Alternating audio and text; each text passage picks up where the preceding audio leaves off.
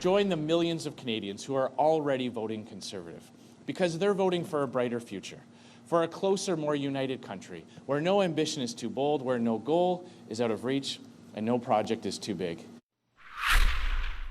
He started the campaign casting himself as the dimpled dad next door. But over the last 40 days, Andrew Scheer has revealed a tougher, angrier side, repeatedly calling Justin Trudeau corrupt, lashing out at the potential of a progressive coalition, all the while promising to bring back the Harper-era tax cuts and tax credits. But why hasn't Andrew Scheer been able to break out of the 5-week deadlock? One that so far will not hand him or Mr. Trudeau a majority government. What is Andrew Scheer's biggest challenge tomorrow night? Let's bring back the Scrum and find out. Laura Stone is back. Lisa Laflamme is back. Craig Oliver is back. Our special guest this round is former interim Conservative leader, Rona Ambrose. All right, everyone, welcome back. And Rona, great to see you. You too. What's the deal? Why can't Mr. Scheer break out of that 32, 33% glass ceiling? Well, I think the question is, why can't either of the leaders break out? So it's not just Justin Trudeau, or it's not just Andrew Scheer, it's Justin Trudeau as well. And that's a question, I think, on everyone's mind. Who's the best person to lead the country? But to be frank, 32%, if Andrew Scheer can get our solid base of Conservative voters out, I think that's a huge win for the Conservatives. The Conservatives have a fantastically sophisticated ground game.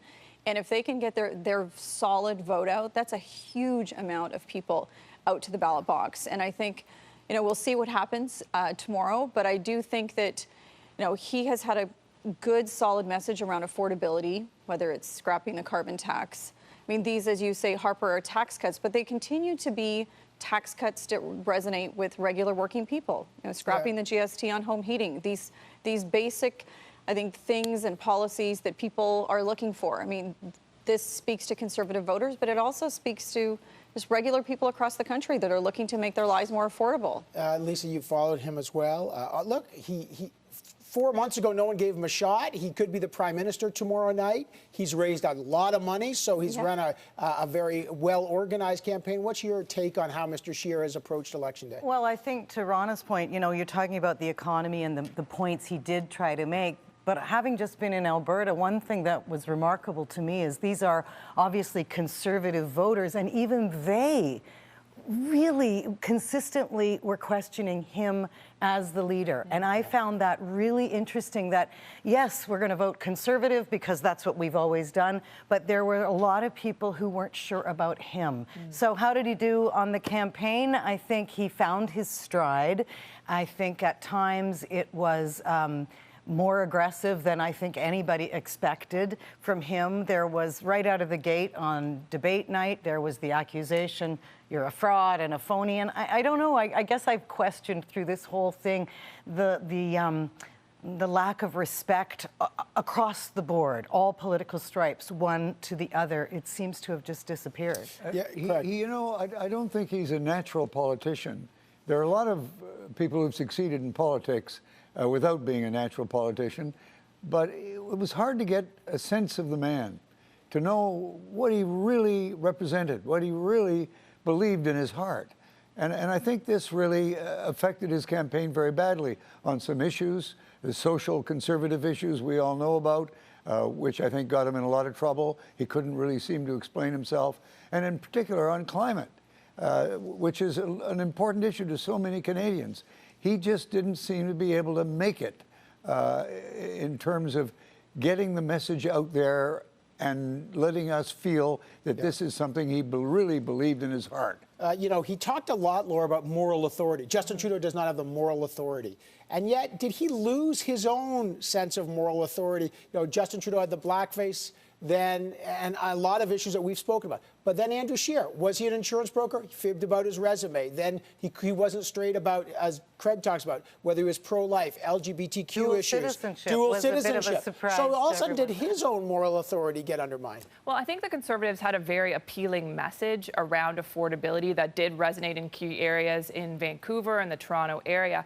But the central question of who is Andrew Scheer, I don't know was ever answered. And there were, as you point out, Evan, these series of unforced errors on the part of Scheer and his team, Why not come out and talk about your views on abortion when you're first asked about it, instead of letting it drag out for weeks during the campaign? Why did you let your dual citizenship go on for so long without ever talking about it? Nobody asked. And your answer is nobody Honestly, asked. that was a stunner to I me. do think he should have been more upfront with people about who he is from the start of the campaign. Rona. I think we have to put this into perspective. I left the House of Commons as the leader of the opposition a little over 2 years ago. In 2 years, Andrew Scheer, who no one even knew who he was before that, other than those of us who pay attention to the Speaker of the House. He comes in within 2 years, and he's going to get more than likely, I would assure you, every Conservative out in this country to vote, which is impressive. So they know him, they trust him. He's raised huge amounts of money, vastly more money than any other party, for a war chest to fight the election. And he's now potentially going to be Prime Minister, maybe under minority government. But to do all that in 2 years against an opponent who was literally an icon, a global icon of the progressive movement around the world. I think he has achieved quite a bit in a very short period of time. And let's also put into perspective this election. It was very short.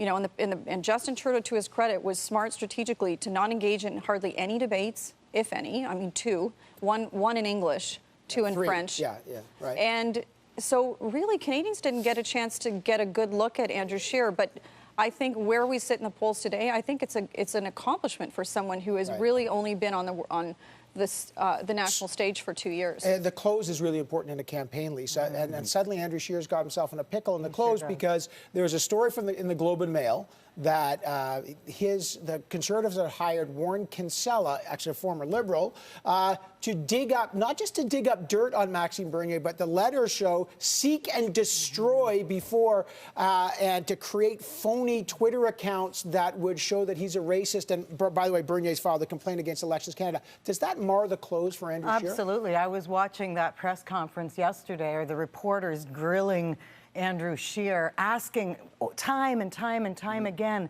did you do this? And his answer was the same every single time, which was a non-denial, basically. And I think two things happen as a result of that story out of the Globe and Mail. One, I do think it damages Andrew Scheer, but also if Maxime Bernier was in trouble in his Beauce riding, this may have helped him. Yeah, you're right. Craig?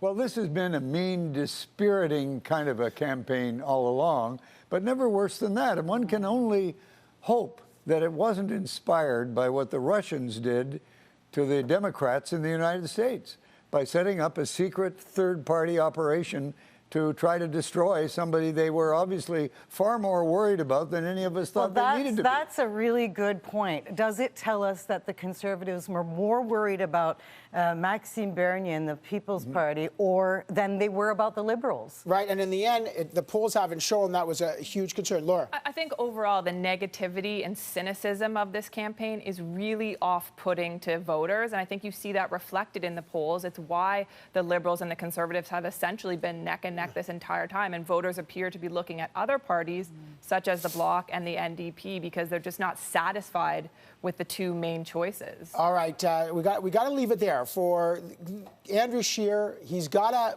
do better in Ontario than the polls say right now. So we're all watching how they do in Ontario because we know Ronnie's going to do real well out west, and then we'll see how they fight it out in BC and Quebec. But boy, this is going to be a great campaign, and we will see you tomorrow night, of course, with Lisa and the rest of the gang right back here.